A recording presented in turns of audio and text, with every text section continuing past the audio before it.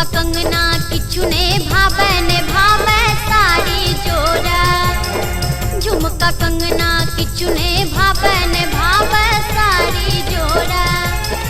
ऐसे सेज भयावन लागे ढारल इन्होरा।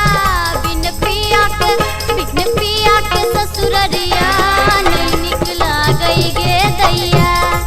बिन पिया के ससुररिया नहीं निक लागई गे दैया।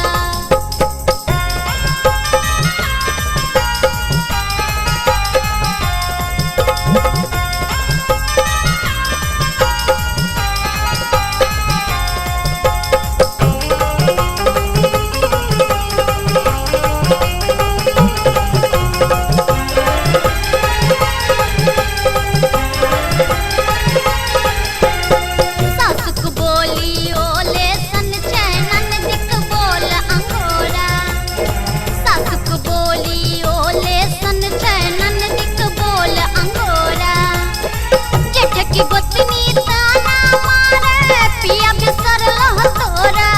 बिन पिया के ससुररिया नहीं निक लागई गे दैया।